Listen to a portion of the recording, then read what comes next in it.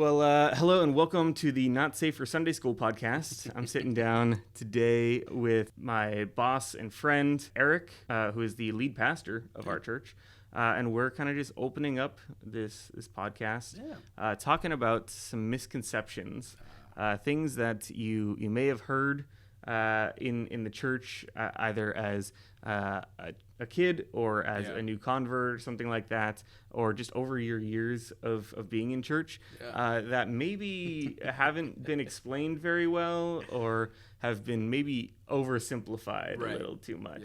And so it's really exciting to jump in and start this today. Is there like a 7-second delay, or are you just going to bleep out all the swear words since it's the Not Safe for Sunday School podcast? Like, how far can I go? No, we're going full swear words on this one. Yeah, if you get heated, I'm just going to let it run. Yeah. So this is not your average church podcast. This is how I get canceled, is what you're saying. Okay, all right. This is a little more open forum than some of the other stuff that we do, to just be able to say, like, hey, we're going to have real conversation about some of the stuff that we see in the Bible. Cool. And here's maybe some of the things that people get tripped up on that need a little more clarification. And so I figure since we're in the month of January, we should start off at the beginning of the year with the beginning of the Bible. I like it. And so we're looking at the book of Genesis today. And there was something really interesting that you said to me and some of the other pastors here a while back about Genesis 1 through 11. About maybe it just not being exactly how we've perceived it to be. Right. Could you explain that a little bit? Because I think you do a much better job of explaining it than I do. So this is this is a tricky topic, and I can think back to my earliest days of being a Christian, and well-meaning people that I think they genuinely believed some of what they were saying, or most of what they were saying. And so I don't attribute any malice or any ill will or anything like that. I think there is a modern temptation to make ancient, Hebrew, Middle Eastern writing abide by the rules that we would put on certain genres of literature. So when we read something that reads a little bit like history in our Bible, we apply the rules that modern, post-Enlightenment people put on history, right? Like, it actually should have happened exactly the way it was said. Now, let's disregard the fact that the history books in the public schools that I had growing up were pretty bad histories. They left a lot of details out, right? So we don't even abide by those rules in our history. But we have this ideal that what we're reading in Scripture should almost be a word-for-word documentary of exactly what happened, because that's how history works. And the problem with that is that the people who wrote these things down and the cultures that they existed in did not play by those rules, because that was not an important part of their culture or their understanding of how did we get here, where did we come from. So specifically with Genesis 1 through 11, there is in biblical scholarship this idea that what we're dealing with is, either myth or allegory or something else, something other than history. That these chapters in the Bible exist for theological reasons, not for historical reasons. And yet, like I said, when I first started really studying the Bible earnestly and wanting to know what does it say, there were a lot of people that it seemed really important to them that I read the Bible through this very literalist understanding, that any contradictions that seem to happen in the books, first 11 chapters, whether they be contradictions within the text themselves. For example, Genesis 1 and 2 tell completely different creation stories. Right. And so there was very creative ways in which these people said, no, they're the same story, and here's how, even though what's on the page, it was definitely, they were doing a lot of work. There was a lot of effort involved in making them somehow connect, right? Yeah. So whether it be contradictions within the text or contradictions with other disciplines like archaeology or history or whatever it may be, those contradictions can be explained away because this, and this. They're very, there's some apologetics that are being done that, at the time I found convincing enough that I was just like, cool, I don't need to think about this anymore. Yeah. And for a while that worked for me. And to be honest, I don't think that way anymore. When people would ask me personally, is Genesis 1 through 11 history? Did it actually happen the way the text said? My answer is I don't know. I don't think it's important either way. If it's allegory, it does not change my foundation of faith in any way, because the theological purpose of these chapters still rings true. And so that's at the kind of the center of the controversy. And I know a lot of people have lost faith because they are people who, or maybe they take education very seriously, and they learned in some scientific discipline some information that was just seemed irrefutable, but didn't jibe with a word-for-word documentary history reading of Genesis 1 through 11, right? That, even well, if we take these genealogies, we can say, here's how long ago Adam and Eve existed, and that makes the earth about 6,000 years old. And it's honestly, it's pretty hard to believe, given all we know from other disciplines, that the earth is only 6,000 years old. Right. And so the challenge comes from, do we make it required doctrine or dogma that you read these chapters literally, or else everything else falls apart and you're not any longer a part of true Christianity? And in many contexts, that is the case. That there's a reading of Scripture that says, if you can't take these verses literally, word for word, then you can't take any of it literally word for word, and even the gospel and Jesus, they all fall apart, and you have nothing left. So you've walked away from Orthodox faith if you don't take these things literally.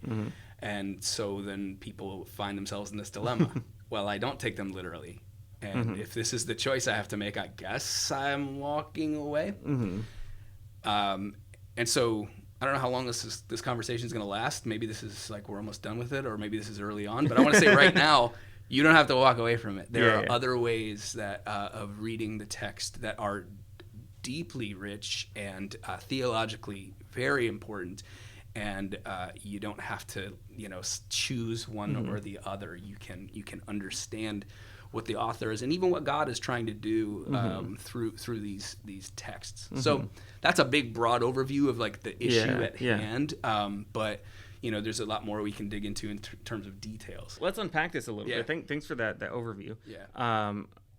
There's two things that I kind of want to do. First thing, you mentioned this idea of a myth. And so I want to kind of just talk about like this idea of myth as we see it in English. It's like, oh, well, that's fake. Yes. Right? But when we talk about myth and mythology, like it's like a creation mythology. This is the way that the ancient peoples believed in their culture that the world came to be, and things like that, based off of their observations. Right. And us today, we have the privilege of science and modern technology and just so many things that I don't understand as a person. But much smarter people than me do, and they can say, oh, well, we can date the Earth back this many years, blah blah blah, whatever.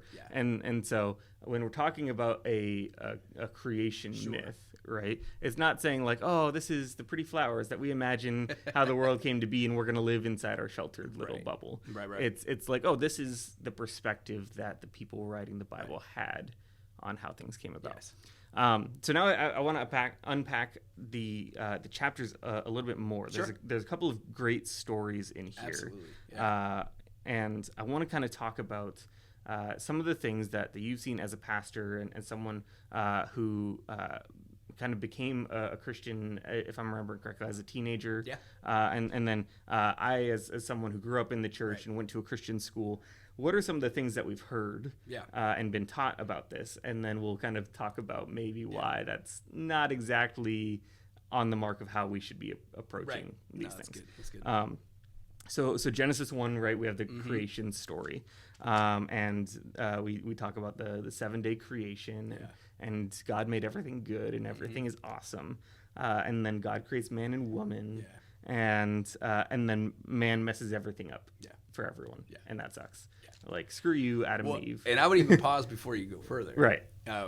Genesis, like I said before, Genesis 1 and 2 actually seem to tell different creation stories. Right. So if you look at Genesis 1, it's I can, later I can get into some of the theological reasons why the author would do conflicting creation stories.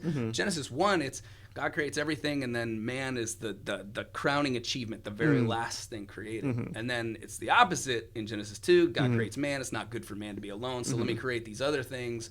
Then the animals come, right? And then that's not good, so let me create woman, right? Yeah. And again, there are people who try to harmonize those and make them say that but they're not. Like, they're just not, and that's okay. Well, that's a Sunday school lens, right? Right. What we're talking about now Exactly. is like we have ways that we can bend over backwards and ignore any contradictions that might pop up. And so, like that right off the bat, like there is a coherent story that starts to take shape. But it's, like a lot of Bible scholars would say, it's actually like 2 through 8 are one story. Genesis 2 through 8 are kind of one story. Genesis 1 is kind of exists for a different reason, and then you get into kind of like a prologue almost, hey, here's the introduction to everything you're about to. And so you get to this idea of God creates everything and it's good. That seems to be the primary understanding of creation, is that God made it and it was good. And then, like you said, then human beings mess it all up in chapter 3, and that leads to, like, essentially the chaos that we all see in the world around us. It's like, we see shadows of good and we see a whole lot of bad, and like even within ourselves, we know that we're a mix of good and bad. And it kind of is telling that story of how did we get this. Taking a look at those just first 3 chapters, right? We see this first story in Genesis. I was taught growing up that the world was made in 7 days, right? And on the 7th day, God rested. Right. Number one, why does God need to rest? Sure. Right, He's God. And then, of course, all the bending over backwards with the differences of Genesis 1 and 2. Right. And then the question that comes up a lot, I feel like with Genesis 3 is, like, if God created everything to be good in Genesis 1, then what power does humanity have to mess everything up? Right? But that's how we talk about the Bible sometimes, especially in like youth ministry and stuff like that, is like, oh yeah, the first page of the Bible is how God made everything awesome, and then the next page is how humanity messed it up, and then the rest of the Bible is God trying to put everything back together, which I feel like is not totally 100% wrong. But is that really the right way that we should be looking at everything? I think it's a good time to talk about the purpose of 2 creation stories, right? Gotcha. There's Genesis 1. The characterization of God is that He's high, lofty, like just speaking things to existence in just power, but detached from the creation, right? Genesis 2 shows God walking in the garden. Shows God molding Adam out of the dirt, like with these, you get a humanized version of God, a very, immanent God. He's there, He's hands-on, He's literally breathing life into Adam, right? And this is the theological reasoning behind that seems to be that this is how we experience God. There are times where it feels like He's far away and He's mysterious. He's powerful. He's transcendent. He's above. But, like, there's that awe, that, like, distance, right? And then there's the times where it seems like God is near and involved and intervening and hands-on and breathing life. And so, in my mind, like, so when people would say, like, well, you don't read those to be literal, and I would go, I just don't think that's important, because I honestly think it's more, it's the theological, it's not lesser if it's not literal. Right. It's not. It's beautiful. It teaches us this theological truth that we have an all-powerful, amazing, awe-inspiring God who cares enough to get in the dirt with us, to literally be hands-on in this way, according to Genesis 2, that He's involved in our lives. That's amazing. Like, that truth is enough for Genesis 1 and 2 to exist. We don't need anything else from it. And so I think that's really, helpful way. So as people are like, okay, if I don't read it literally, how am I not abandoning truth then? And well, let's get to what the purpose of the text is. The purpose of the text is to show what God is like. Both creation narratives, Genesis 1 and Genesis 2, actually have parallels in the cultures around them. There's a Babylonian creation story that's very similar to Genesis 1, and I can't remember if it was Sumerian or a different Babylonian creation story that's very similar to actually Genesis 2 through 8. There are many parallels to this other text that show the story happening in this way, including a problem that gets so bad, like humanity introduces this problem to creation so bad that God judges, or the gods judge and flood and all that stuff. So the flood is a very common part of a lot of ancient culture. Absolutely. I was just reading the other day, there are multiple like native cultures in Mexico that have flood stories and Tower of Babel stories that could not possibly be connected to the Semitic ones that we have, including the one in the Hebrew Bible. And so I was like, dang, there's something about like humanity that like we experience the world in such similar ways that when we try to make sense of it, it kind of comes together very similar. I think it's pretty cool. Other people might be weirded out by that, but I think it's interesting how we process what we experience as humans, and it's pretty universal, right? So anyway, all that to say, like, if we can take a theological lens to the text, well, why does God want us to have this? What does he want us to know about himself, about ourselves, about the things that we're experiencing? That will help us avoid the pitfalls of trying to force, literal history into them, because the Bible is not simply a history book. It is a theological text that is meant to help us understand who God is, what he's like, what he cares about. To understand our limitations as humanity and to seek him out and try to live in step with him. That's why it exists. So Genesis 1 and 2, the creation stories, are very powerful in showing us God is both all-powerful. And then in Genesis 2, I'm getting real nerdy. If I go on too long, you can tell me to shut up. In Genesis 1, the word for God is Elohim, which is just a very run-of-the-mill, almost lowercase g God, right? Elohim. It's it's most commonly used word for God in the Bible. It's very common in that time cultures, right? Genesis 2, we get Yahweh Elohim, the Lord God, Yahweh Elohim, and Yahweh we know is the name that is revealed to Moses in the book of Exodus, and it means I am that I am, or I will be who I will be, or there's many different ways it can be translated. All that to say, we go from this transcendent Elohim, this God, this mysterious thing that's out there, that's pulling all the levers, making it happen, and then chapter 2. But that Elohim is Yahweh Elohim, the one true God. So we've all heard these Babylonian stories about how God created everything. Well, let's reframe that and help us to understand who this God is. It's not just this distant God or this false God. It's actually the one true God. It's Yahweh. The Lord is what is written in our English Bibles. If you see all caps Lord, that's Yahweh. That's his name, right? It's this powerful thing. And so it comes back to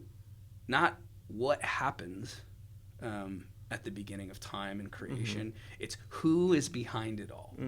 And the rest of the Bible then is unveiling, okay, if this is the God who created all, if this is what the one true God is like, what's the rest of the story? It's setting up the rest of the story so that as people go, how do we make sense of the here and now and what we've been through? Who's behind it all? Who's the one in charge? And what do we do? How do we connect with this being, this God? So a long, journey off the path there, but I think that's important because that's what's at stake. Isn't do we lose the whole Bible if we stop making it literally? What's at stake is how do we understand who God is, and what is this book trying to tell us about that? And I find it freeing to read it through that lens as opposed to a strict history lens. Yeah, and I mean, if we build all of our theology based off of this one passage, right? Let's say that science advances, and at some point we as humanity are able to prove the Big Bang Theory or the theory of evolution. Is your entire faith going to crumble because you built up so much around a literal 7-day creation? Or, like you said, is it really not the point? There's a couple of cool things that I want to note about what you said. Genesis 1, I did some research into how Hebrew poetry is actually written. And so it's beautiful. Genesis 1 is very great, and it does a lot of repetition, right? There's 7 days of creation. There are 7 words in the first stanza. The second stanza has 2 times 7 words. And then there are this repeating number of 7 times that God says that everything is good. And then in his closing remarks, there is more repetitions of 7 in the Hebrew that we don't see plainly in the English. And it's almost like for us in the 21st century reading Shakespeare and going like, this doesn't really make sense. It's just a different way of speaking. It's beautiful. It's like there's no other literature like it in the entire Bible. It's one of a kind. Like Genesis 1 is a masterpiece of literature for sure.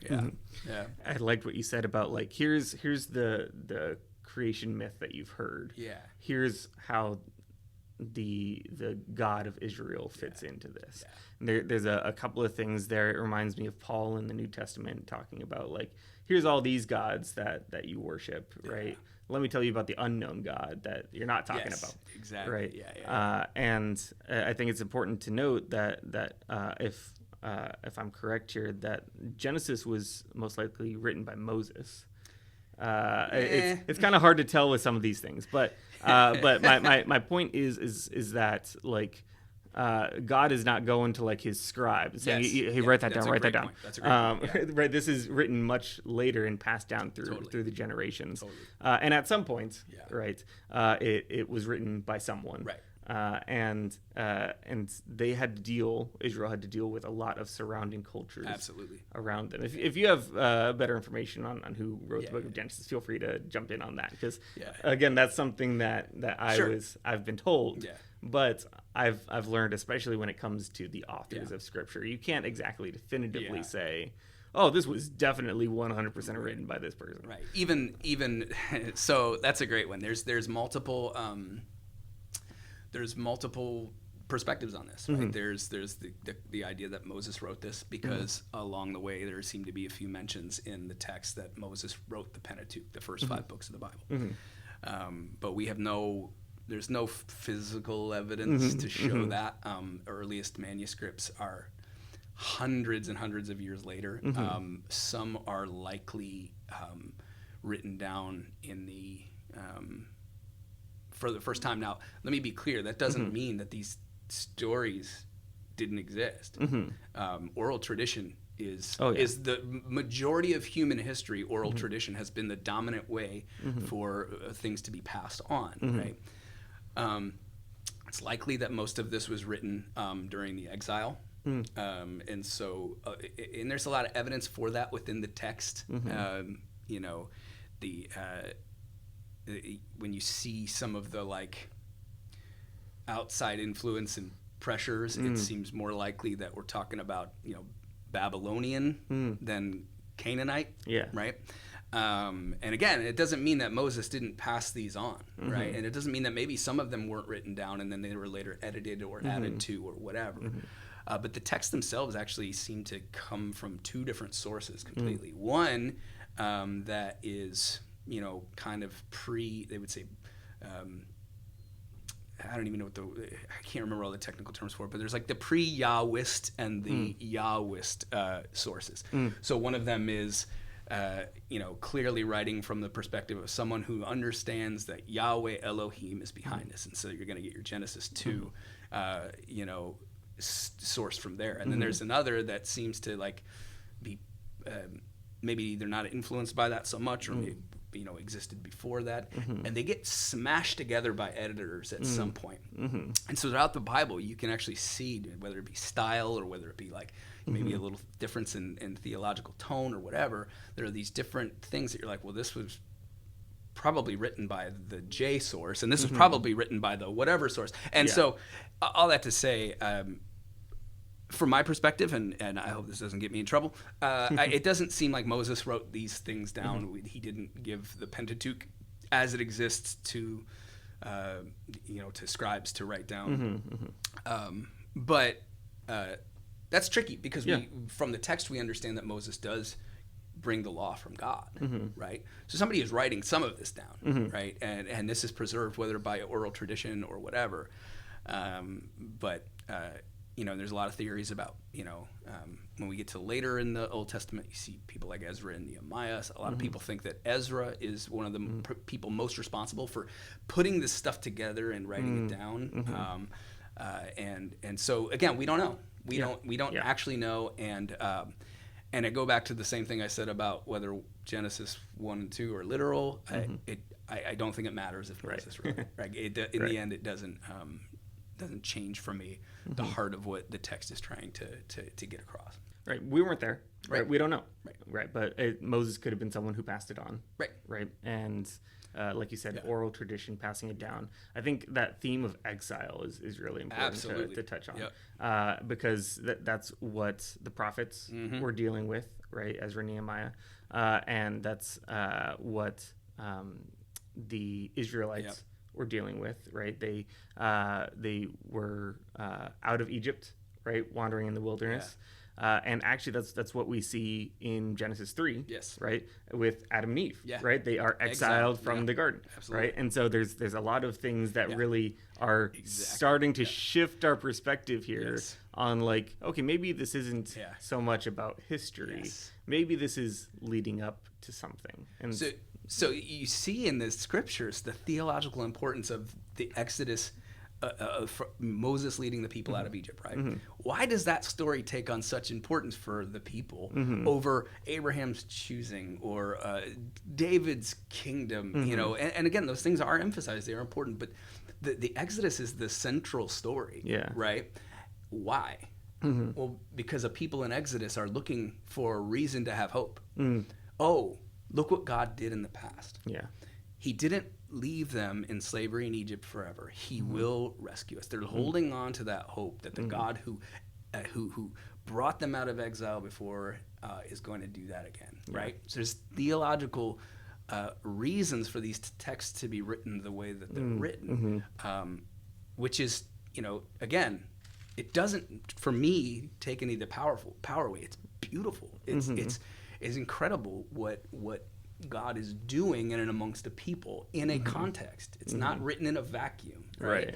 Like if God were to just sit down and say, I'm going to write you a text of exactly who I am and what I'm about, and it just needs no context, we would have a very different book. But we have a book that's shaped by a context. It's shaped by a history that helps us to see this lens of what God is doing in and amongst the people. And again, what that is an acknowledgement that we're human, right?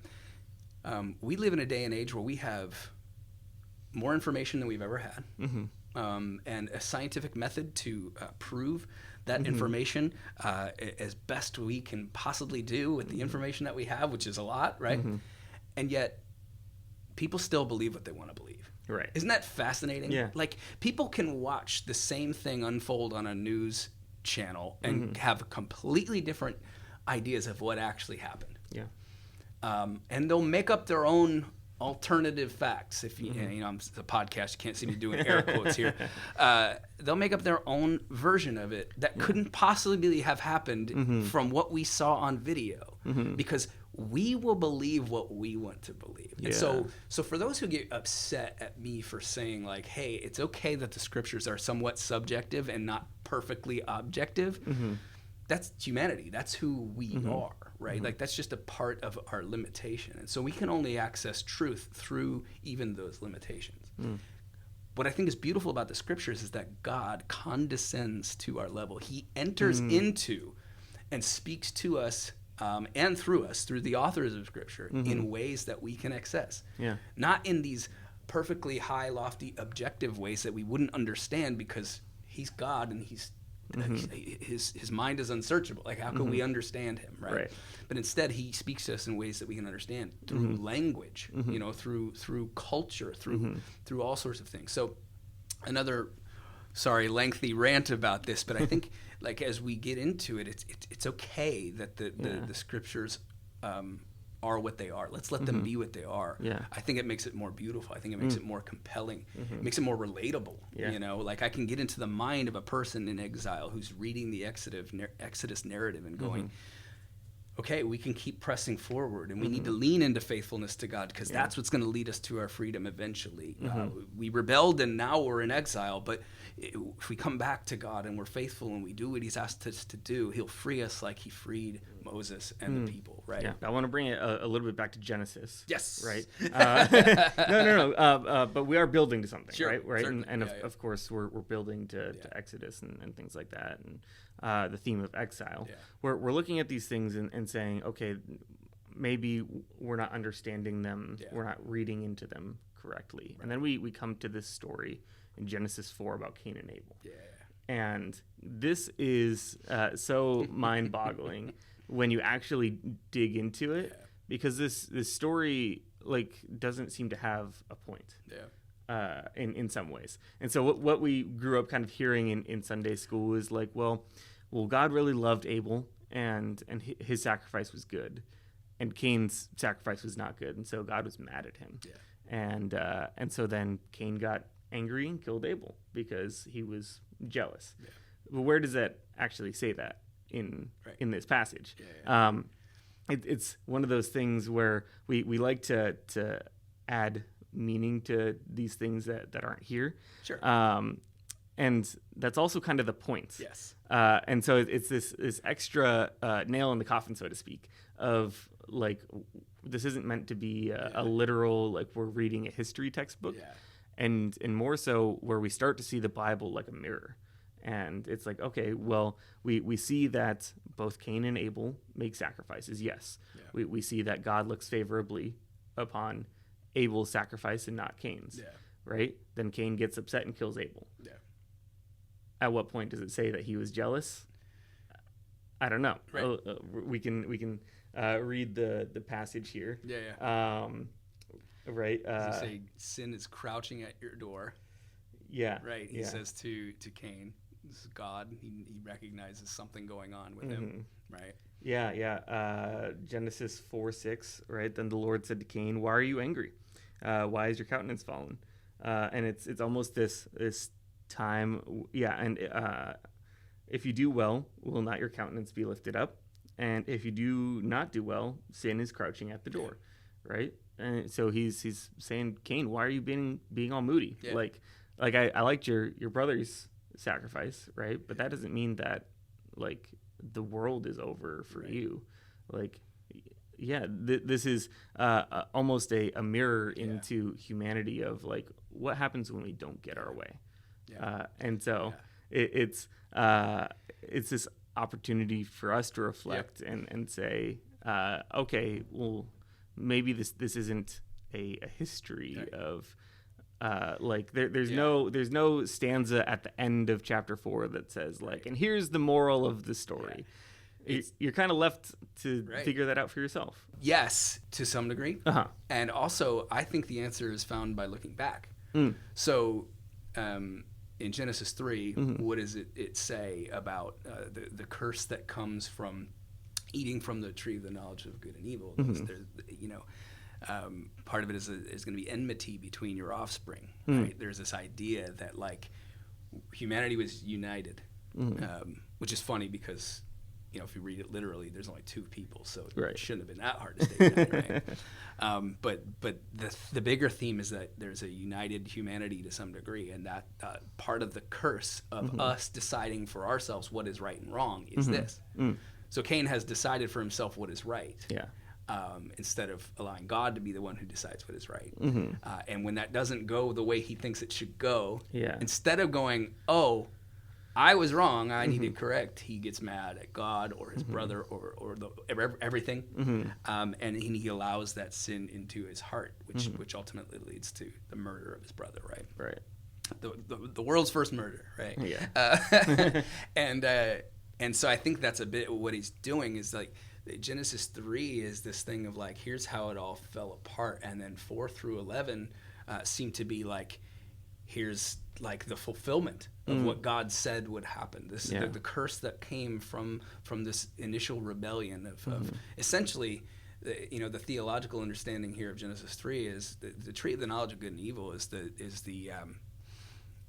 the power to rule and reign in our way instead of the invitation to rule and reign alongside with God in his way. And what happens when we rule and reign in our way? Well, bad things, including murder. And so the Cain and Abel story is like for us, we see, just watch any day on the news, you're going to hear about a murder, right? And we should be asking the question, why does this happen? Why do we do this? Why is it like this? And this is people looking back in time to this narrative to say like, oh, well, here's why it happened, because we've rebelled against God and we decided on our own what we think is right and what's wrong, and it's turned to chaos. It's turned to people doing stupid, evil things. Right? And so I think it's about looking back and seeing this thing that God is saying is happening. Well, here's how it's playing out in these different ways. So let's even look back a little bit, right? Let's talk about the trees. Yeah. Right. There's the tree of life and the tree of knowledge of good and evil. Yeah. We're taught growing up Sunday school, right, that they're literal trees in a literal garden. You mentioned something briefly that I want to circle back to on like the tree as a metaphor for taking the power and deciding for yourself what is right and wrong. And then, of course, Cain sees the consequence of what that means is like, oh, well, now my brother is dead and I'm now being further exiled. And so that it's really interesting to kind of take a step back and say like, oh, well, yeah, it is a little bit silly to think about a literal tree of knowledge. And we spend so much time trying to decide what fruit was on the tree. Was it an apple? Yeah. Like, yeah, I don't know. Like, what's the point? It doesn't matter. Like, it's not actually a tree, right? It's something that we can read into and say, oh, okay. So you're telling me that Eve picked the apple from the tree, right? Or insert fruit here, is actually just us deciding for ourselves what is right and wrong versus what God has said. Yeah, I think it's so this imagery of trees is actually used throughout all the Bible. Even in Revelation, there's these rivers, these waters of life, and then in the center of it is the tree of life, and this is like the metaphor continues, right? And then you see, like, even in the prophets, they'll talk about what it's like when God redeems and rescues. We'll sit under our own vine and fig tree. No one will make us afraid, right? There's this imagery of like paradise. The way it should be is in this place where there's plenty. There's everything that we need, and God is there. He's present, right? And so the garden is this imagery of what it's supposed to be like. God is supposed to be here with his feet in the grass, just like my feet are in the grass, and we're eating together and we're walking together, and life, it's the way it should be, in a tree bearing fruit, right, that provides for us and provides shade for us and all of these things. Like, it's a symbol of the life that we're supposed to have. And the tree of the knowledge of good and evil seems to be this symbol of like, but I get to be in charge of the tree. Yeah, I want more. I want the power. The tree's mine, not God's. It's mine. We're just so bad at learning lessons. We just are. Yeah. Like, you hear history repeats itself, or like some people say it doesn't repeat itself, but it rhymes. And I devour history because I'm just like, we do the same thing over and over and over and over again. And my favorite book, favorite fiction book, is East of Eden. And this book plays out this idea over and over and over again. There are, a couple different families, and their stories are intertwined. But it literally is like, as the narrative plays out, you're seeing a Cain and Abel story happen again and again and again. And the idea is, we just do the same things. We do it in different ways. We do it in different languages. We do it in different contexts, but we just do the same thing. We never seem to learn. And it all comes from this desire to wrestle control of life. And other people don't seem to be getting along with my plan, so I got to wrestle control of them so that I can have it. And then to keep it, well, what must I do? Well, it's ends justifies means, whatever. And what we have is people trying desperately to control everything, and in the process, we've polluted everything, both literally and metaphorically. Like the creation itself shows just what our idiocy, our repetitive, behavior and inability to learn a lesson. It's interesting because in East of Eden, Steinbeck is creative. He does some bad Bible translation. I still love it. I think it's good. He talks about it with the translation from, the kind of wise sage in the book would say that when God says to Cain, he's saying sin is crouching at your door and it wants to have you, but you must master it. The translation that this guy comes forward with is you may. Not you must, you may. And the idea here is there's a choice to be made. And while the language probably in Hebrew doesn't really say that, I think it's actually a beautiful choice for him to make as an author, because the idea is over and over there are crossroads in our lives. And here's the crossroads for Eve, right? She's presented this choice to make. You can trust God, or you can think that maybe God's holding out on you, and that if you just were in charge and just did the thing that's supposed to be God's job, but maybe you can do that job better. Right. And the consequence is catastrophe, right?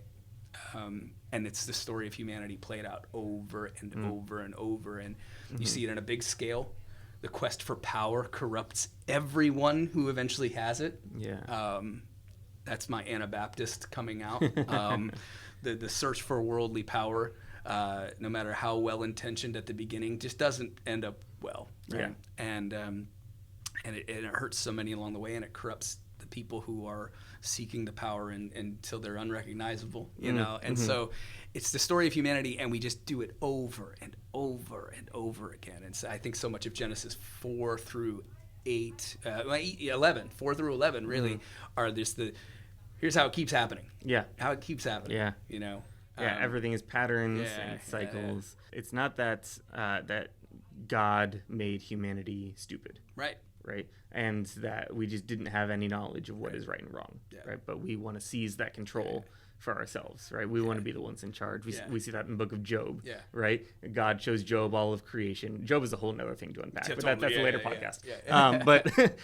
But he shows Job all of creation and says, okay, you make the decisions for a day and see how it goes. Obviously, looking at the book of Genesis, it goes poorly. It's so good though to think about it that way though, because Job is an example, but again, think back to if this book is written in the context of exile, and there's a people trying to make sense of what's going on, and they look back and they say, oh, you remember these stories that Moses passed down about the creation and the flood and all of these things?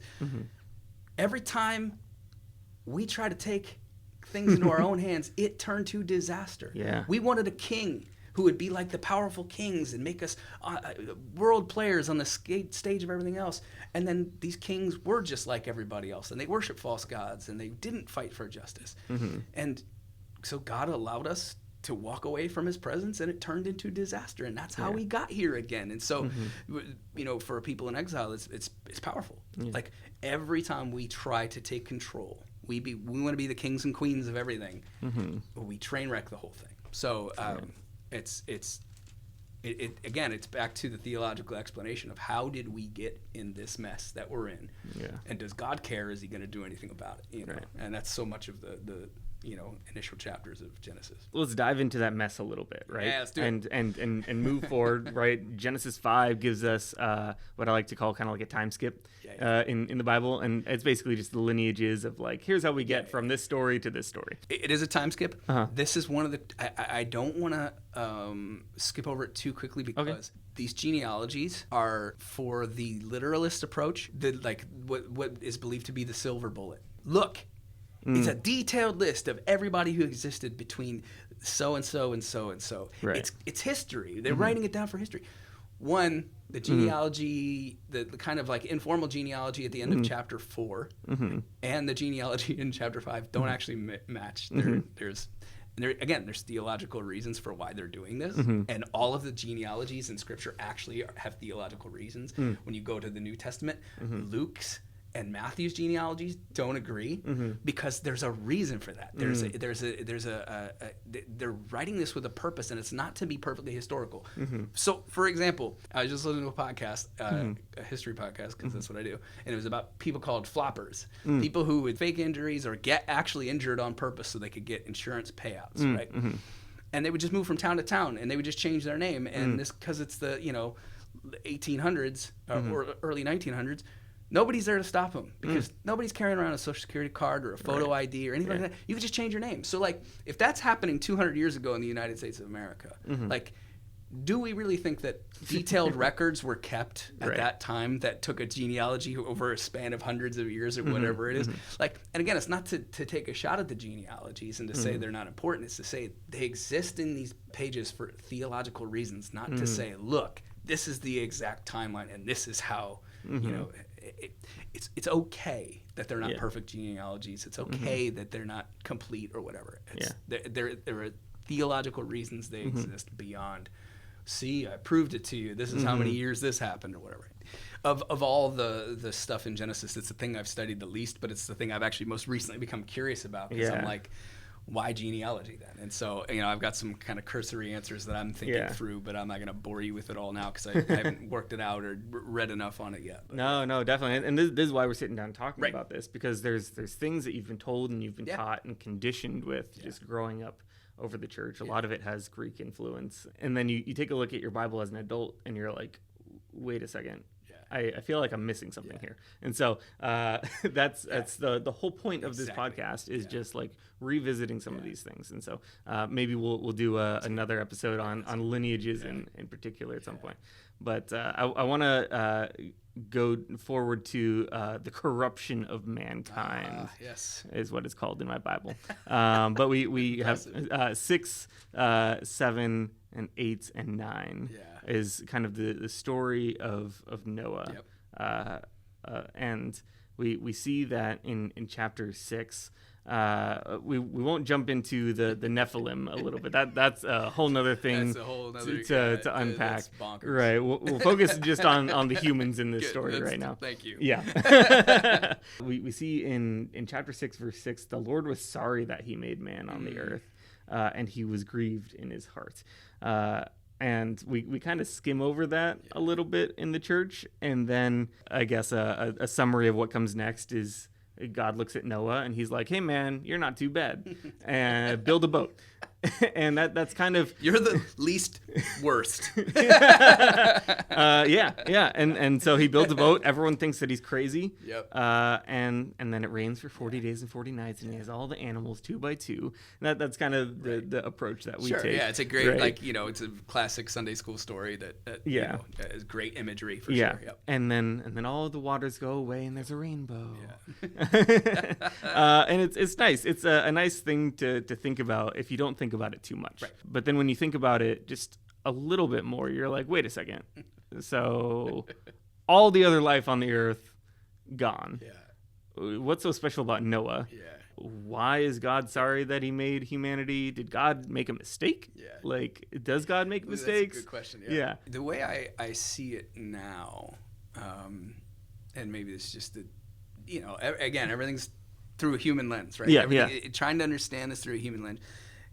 When we read the Genesis creation, Genesis 2 narrative, God invites Adam to participate in a little bit, not in creation so much, but the reign of creation, right? He is meant to, name, the animals and all of this. The idea is he is to, with God in partnership, steward the creation, rule, reign over it in a way that is godly, right? And the way the word picture I've been thinking about lately, because somebody reminded me of group projects in school, Mm-hmm. right? Mm-hmm. Imagine a group project Mm-hmm. where the least skilled person in the group decides to hijack the whole thing, turns it in, and you get an F, right? Right.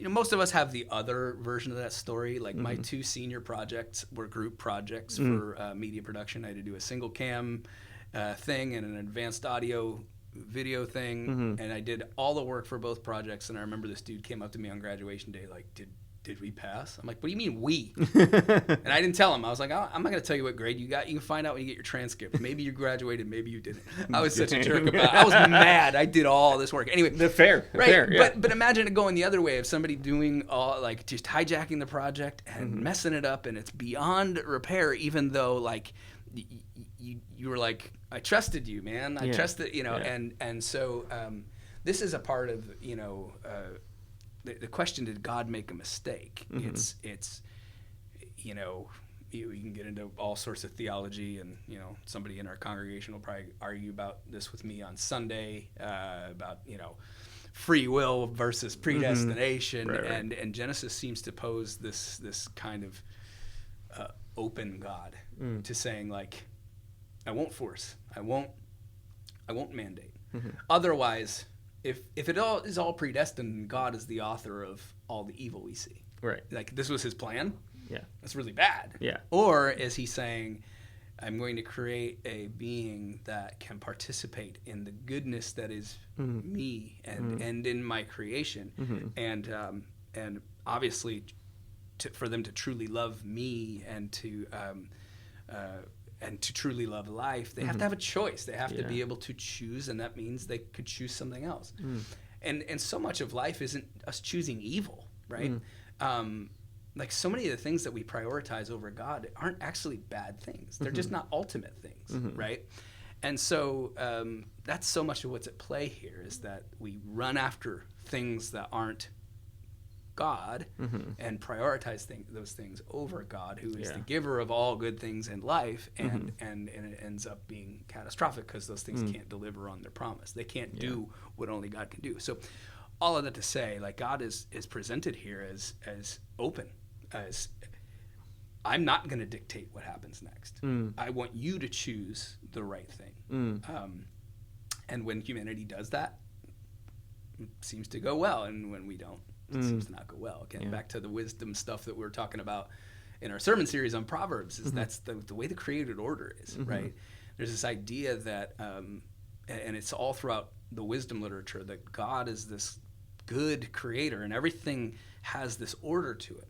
And when we live with wisdom, when we pursue God, we are like in the flow. We are in the grain of the created order, and it's good, and it's working how it should be. And then when we rebel or we chase after things that are not, it's like we're going against the grain of that, and that's obviously leads to bad things. So, so the story of Noah, there's a couple things to it. One, there's a God going, hey, the word is he repents that he made humanity. Like, there's a sense of humanity that's attributed to God, this anthropomorphic thing that's happening where, like, if God was human, he would be like, what did I do? And he's not, but we can only understand him through human eyes, right? So the author puts it in that way.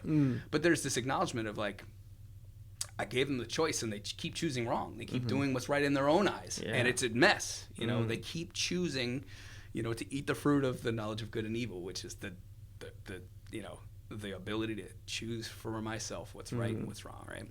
And it's turned to total chaos, and Noah seems to be the only one who's not that way, right?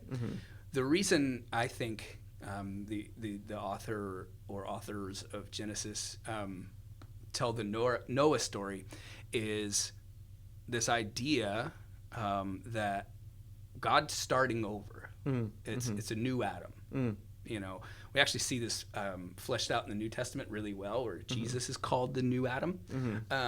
And the fact that he starts over with a new Adam and it still doesn't work, it really points to our need for a Savior. And our need for a different kind of Adam, which is what Jesus is. The God in the flesh, the truest human that's ever lived, is also God. So anyway, so that's the idea, is that God's starting over. We have a second Adam. He's going to get it right, or he has the opportunity to get it right. Yeah. And, we see by the end of his narrative, he's kind of drunken idiot. Yeah. And there's all sorts of shenanigans that happen. And okay, then we start to see sin spill out, and everyone, again, doing what's right in their own eyes, and it just keeps devolving further and further. And so to me, that's the literary function of chapter 6, is God going, okay, I'm going to give you guys another chance. Yeah. We start fresh with a new guy. Yeah. And he's just like the old guy. Yeah. So how much of this do you think is things that can be taken literally, like the character of Noah and things like that? How much of this is what we talked about with like a flood mythology right. Yeah. that we see in other cultures? Yeah. Yeah. So, not to be flippant, I don't think it matters. Yeah. If you want to read it literally, you will get the same rich theological understanding of what is happening and how God interacts with humanity as the people who would say, here's a group of people, a Hebrew group of people trying to make sense of the dominant story that exists, right? When you read the Sumerian flood narrative, it's very, very similar to this, right? And even there are other stories where you see there's a flood that happens, and then in order to make sure a flood never happens again that wipes out a bunch of people, we're going to build a tower for us all to live in so that we're protected from the deluge of water that's coming again. So the flood and the tower stories are connected, and they're probably every civilization has experienced some sort of flood, right? And it was catastrophic. And so what do we make sense of that? Does God hate us? Is this God's judgment, right? And so these stories exist, and here is because real floods exist. There's obviously no evidence that there was a worldwide flood that wiped out all of, there's just too much evidence that, while this story is purported to be happening on the timeline, there's these people over here in the desert where there's no water at all, right? Like, it's not a thing, right? Sorry. I shouldn't be so flippant. It just doesn't matter if it's this thing. It's them saying, hey, here's the dominant story of the world. How do we and how does our God, Yahweh Elohim, fit into that? How do we make sense of that? And so I think that's what's really going on here. And again, the theological understanding being, one, God isn't giving up on us. He's trying again. He's starting fresh. Yeah. And two, we're just like Adam and we're just like Noah. We keep trying to get it right, and without God, it's impossible. I don't see it as being flippant. I think it's a really good point to make. Like, I think oftentimes growing up in the church, we're given a binary decision. And it's either you agree with me or you disagree with me. You're right about this or you're wrong about this. It happened this way or it happened this way. It's literal or it's metaphorical, whatever it is. And I think it's important to say maybe like we opt out of this decision and say maybe that's just not the point of what's being written here. And we'll continue to say that over and over again. But we do that because it's important to say like, okay, this isn't a science book. It's not a history book, right? This is oral tradition passed down and a group of people in the Middle East trying to make sense of everything going on around them. That's such a good point to make because, like, okay, who's the greatest teacher of all time? Jesus. Good. Correct answer. That was a test. No, most of his teaching was done through parable, right? So why would we say it's okay for Jesus to say, hey, there was a man who was walking along the road and he was assaulted and beaten and robbed, and then a Samaritan, and he tells the whole story of the Good Samaritan. Why is it okay for Jesus to make up a story like that? That could, it makes sense because it's using, actual towns and people that you might see along the way. Like, it fits the reality, but it's not a thing that actually happened. Why is it okay for him to do that, to teach theological truth, but not the author of Genesis 1 through 11 or any book of the Bible? Now, I get why people feel like, well, that's, this slippery slope that leads us to, like, if that's not true, then how can this be true? Like, again, it's a theological book. It's written by people who are trying to make sense of the world that they're in. They're not trying to say, like, how did it exactly happen? Write me a perfect, like, forensic thing. Like, the Gospels tell 4 different versions of the same story with different emphases and even different words that Jesus spoke in these same scenarios. Which one's right? Which one's wrong? That's actually not important. Like, it's the truth that is contained within there, more than the details being exactly how it happened. So I think that's what's, the Noah story is one of those, you get Noah, you get Jonah, and these things that are very like vivid imagery for Sunday school. Well, there's a reason the imagery is so vivid. You don't forget a story like this, right? And if you live in an oral tradition, these stories come alive in a way that you don't forget, and it helps you to understand, like, if you're trying to teach a theological thing, you don't tell a boring story. You don't tell a story that has just mundane details. You tell a rich, powerful, colorful story, right? And so, again, it doesn't, for me, take away the power of what's happening in the text. It doesn't take away from me the theological truths that exist within it. It's brilliant. It's beautiful. It's us in our limitations doing the best that we can to understand life on this planet, which is very complicated. So, if the point was to paint a picture of how mean God is, and to mourn the deceased and things like that, we would have a whole different set of information, right? We would have a lot more information about the people other than Noah. We would have numbers dictating the number of deceased, right? Anything that you would read in a history textbook of, like, oh, here were the ideologies of this side, the ideologies of this side, and here's the numbers of people who died on each side. But if you're just telling a story where the point isn't about the people who died, but about this guy, this new Adam, right? You say, everyone died. Like, moving on. Like, and so there's things that are skimmed over and details that are left out. And it's really important, I think, to, again, further emphasize that this is the way that, like, ancient Middle Eastern literature was written, was to almost draw you in with lack of detail, so that you can, so that you are reading the text, but the text is also reading you, and it's that idea of the Bible being a mirror, and also it's the like you said, like, you want to tell an interesting story so that it's remembered. The authors of the Bible are so good at strategically leaving out unimportant details that it just makes you want to get involved with the text more. So to take it back to the question, like, well, did Moses write this? Even if, let's say he did, how many other people in the community were literate? Almost none. Almost none. And so this is the way you would write in order to transfer truth about God, about humanity, about the world, is through story and through memorable story. And so, like we talked about before, like, well, does that make it a myth? Like, we are the people who have the show Mythbusters, right?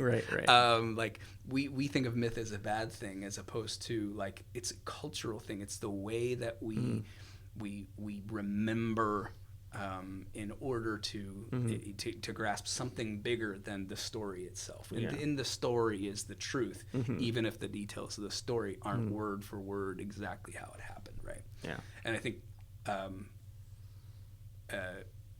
when we read the text with humility, with that kind of humility and understanding our limitations, it actually does, it makes me more in awe of God. It makes me more go, oh, I can't fully grasp who he is, not because he doesn't want to be known, but because I am limited.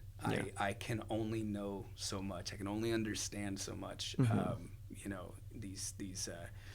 The humility with which the Israelite people even thought of God, that, like, if you see him, you'll just die.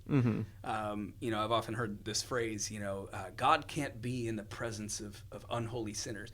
And the scripture actually paints a different thing. It's like, unholy sinners can't be in the presence of God. Like, we'll do the Indiana Jones thing where the guy's face melts.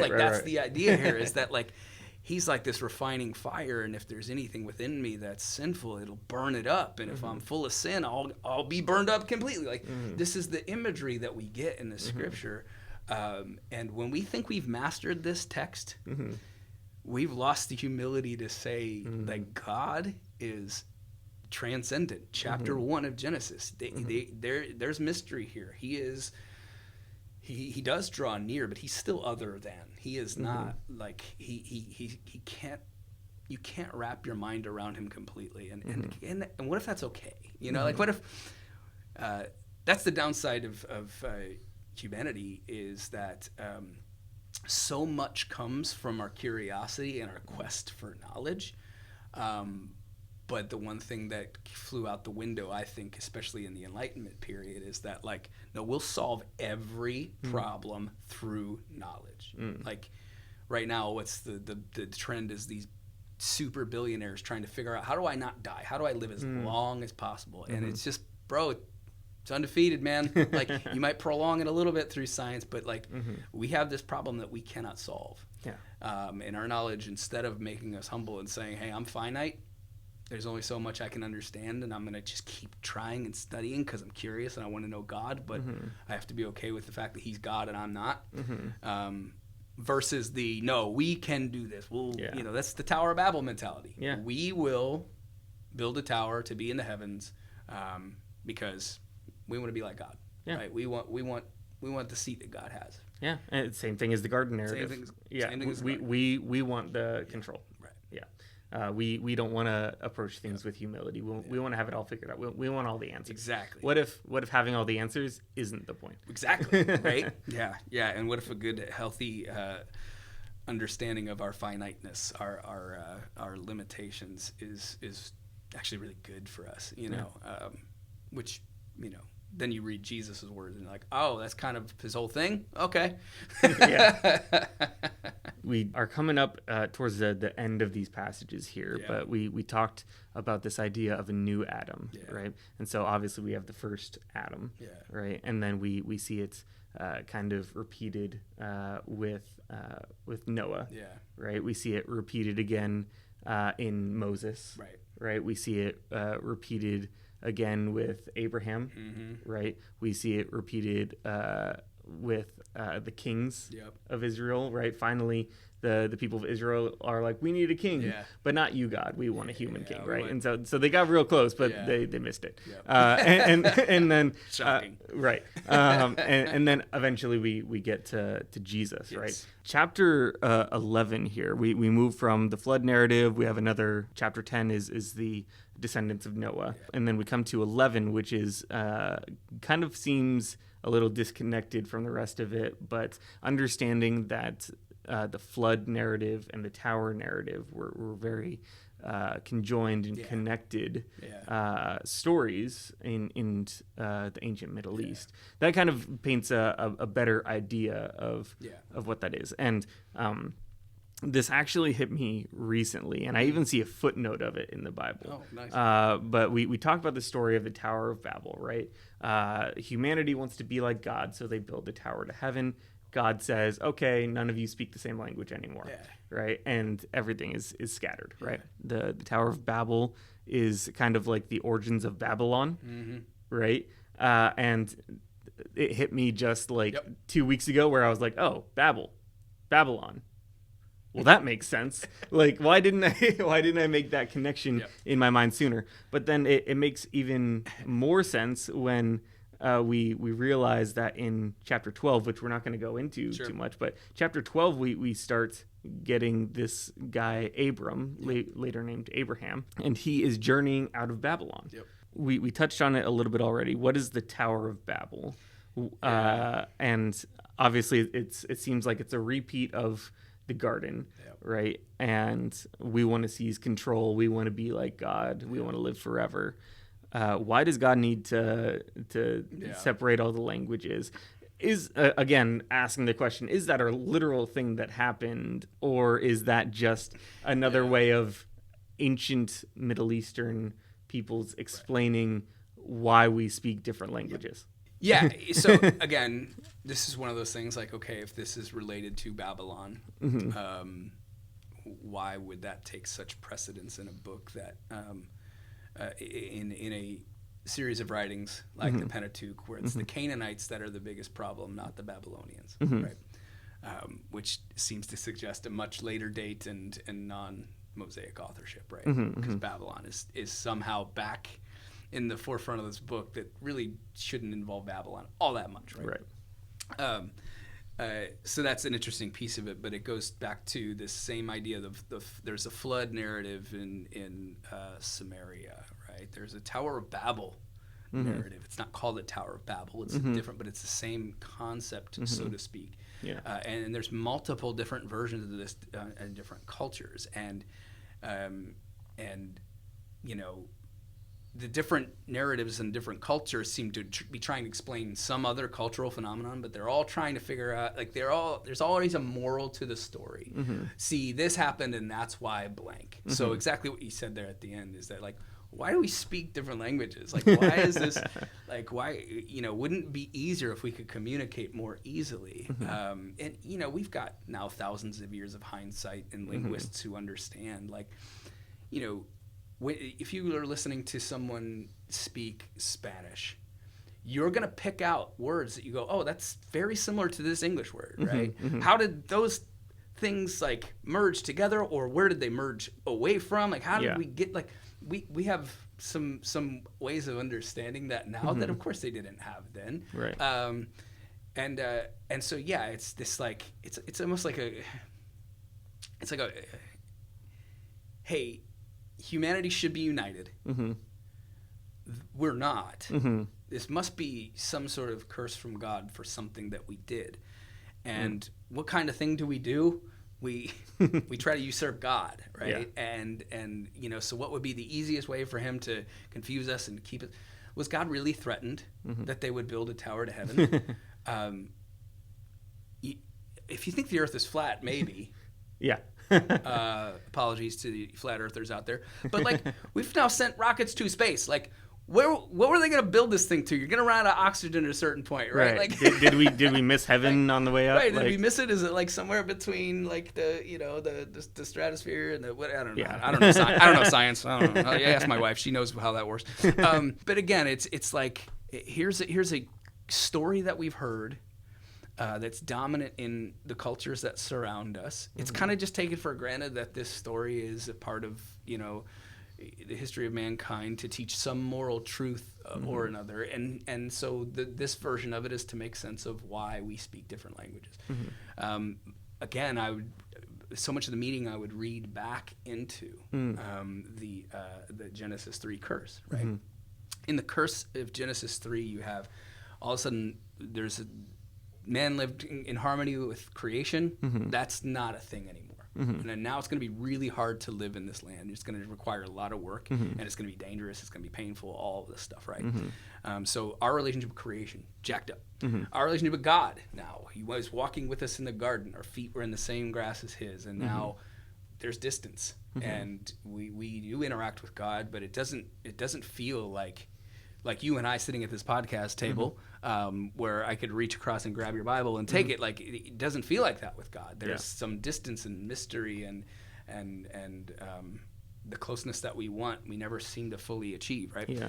And you know, there's involved in the curse. There's enmity between people. There's all of a sudden division amongst people, and here we see it represented in language, right? Like, there's this language barrier that makes everything difficult. And language is actually one of many symbols of culture. And I think that's a really interesting thing about Genesis 11 is that language is one ingredient to what makes a culture that culture, right? And so many misunderstandings actually happen. Like, you think of global conflicts and how much they would not be as likely or as bad as they are if we understood the cultural differences between the two parties at work, right? We just think of it as like this, you know, like when you hear people explain World War II and how it started, it's like, oh, because, you know, Archduke Franz Ferdinand was assassinated. Like, or that was World War I. Sorry, World War I. And then you're like, there was so much other stuff going on in the world that led to World War I. Other than that, that was one piece of it, right? But we just want to oversimplify it and say, well, this happened because of this. And we miss all of the nuances that exist within our cultures and our language that if we actually tried to understand, we would find more harmony. But we just, my way is better than your way. And that's why we can't get along, right? So all of that to say, like, that's part of the tricky piece of being human is that we have these cultural differences.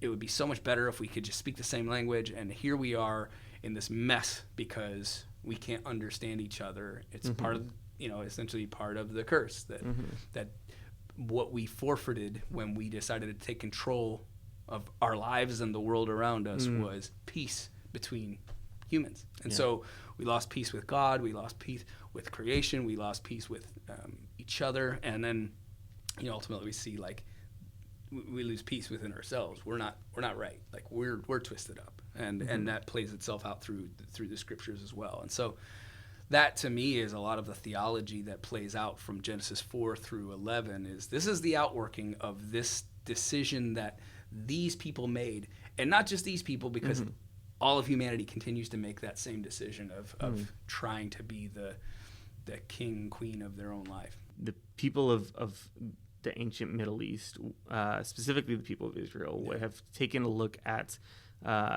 these narratives. There's these ancient mythologies of typically it's a mountain, but the Israelite version of the mountain is the garden. Right. They have the flood narrative. Right. They have the tower narrative, and that all leads up to at least where the biblical authors are kind of leading is to Babylon and this guy Abraham, and that's where we kind of pick up the story. And Abraham plays a key role in kind of he's the father of many nations, right? He has a son who's named Israel, and that's who Israel is named after, right? And so a lot of things come out of Babylon. Babylon also then later becomes a very important piece of the Israelite history. And so my final question here is as we're coming up towards the end of chapter 11 and going into chapter 12 and the story of Abraham, could we potentially approach Genesis 1 through 11 in a different way than this binary decision of literal versus metaphorical, and instead look at it as another creation mythology of like, this is how we got to where we are as the people of ancient Israel. This is our way of explaining our history, how we came to be, in light of all of the other creation mythologies around us. This is how we got to Babylon. And then eventually everything circles back to Babylon. And now we're looking at the time of the prophets and saying like, oh, okay. Looking at this through the lens of Babylon is starting to make sense. So is Genesis, is it appropriate, I guess, to look at Genesis 1 through 11 as the origins of how we got to Babylon? Certainly, I think it's really helpful to set that stage, because that backdrop of Babylon is in the New Testament as well, and even the book of Revelation. Babylon is this symbolic force of evil, even in the coming end times, according to the author of Revelation. And if Genesis 1 through 11 set the theological tone for what's wrong with humanity, like what's right with God, and what did humanity do to get it so wrong, right? And that's ultimately the way I think I would interpret it. It's the story of how did we get ourselves in this predicament, right?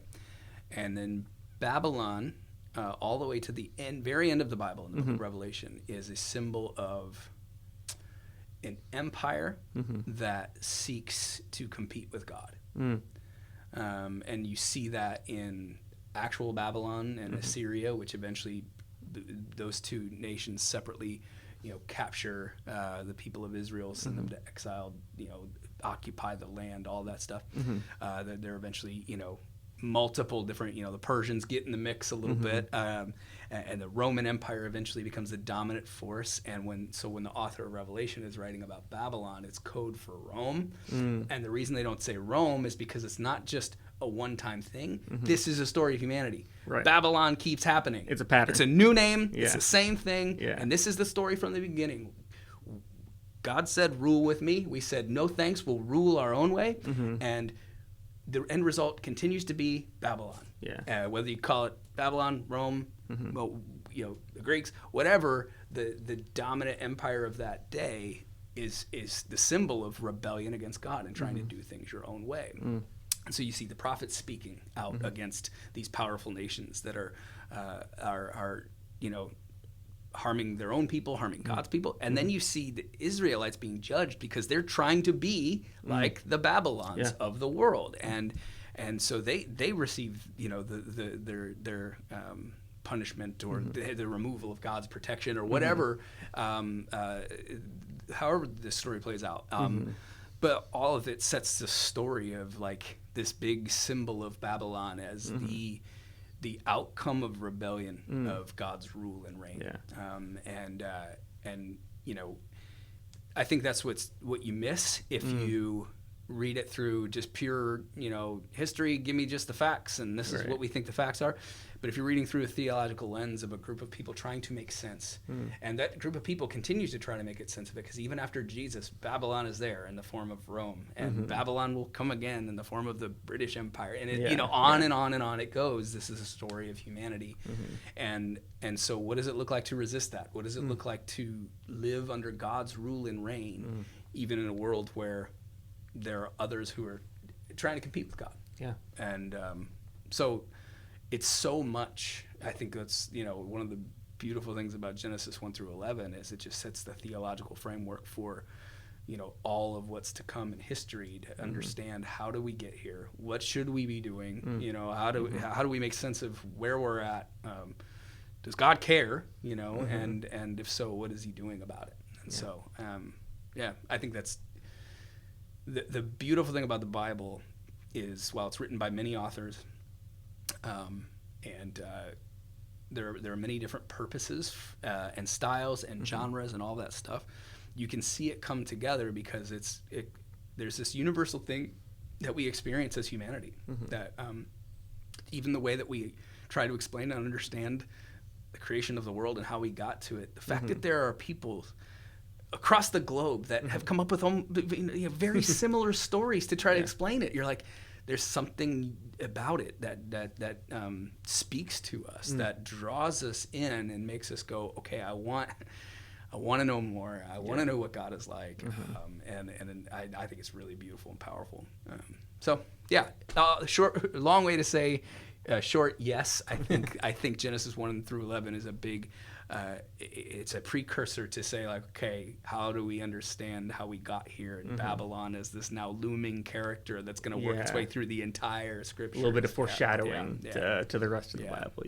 It's so important to take a look at these 4 very common Sunday school stories, right? We have Adam and Eve, we have Cain and Abel, story of Noah, and then the Tower of Babel. They're not bad stories to share with a Sunday school class. Totally. Right? But there's a little more nuance when you jump into it and view it as one whole of the passage and almost as like an introduction to like, here's the pattern that you're going to see throughout the Bible. Right? This isn't necessarily us saying here's a literal history of everything that happened. But why might a creation mythology be important? Why might a flood narrative be important? Why might a tower narrative be important? How can we see ourselves being Cain in the Cain and Abel story? And how does that eventually lead to Babylon? And when all of these things grow out of control, we get this idea of Babylon that then, okay, now that we have this mental image of what Babylon is, how are we going to see that played out through the rest of the Bible? So in a lot of ways, Genesis 1 through 11 is the introduction to the rest of the Bible. And we pick up this story with this guy Abraham, where it's then like, okay, well now we're talking a little bit more about a more concrete guy and a more concrete family that becomes a more concrete nation. So I really appreciate you sitting down and talking about this. I think this is a great way to jump into this podcast and say, like, hey, like maybe some of these things that we learned growing up have a little more nuance to them. Maybe take a little bit more explaining to sit down and talk about it. And I think this is a really great place to start because there's so many questions about these stories in just a short 11 chapters that will set up the rest of the Bible and subsequently, after thousands of years, the rest of this podcast.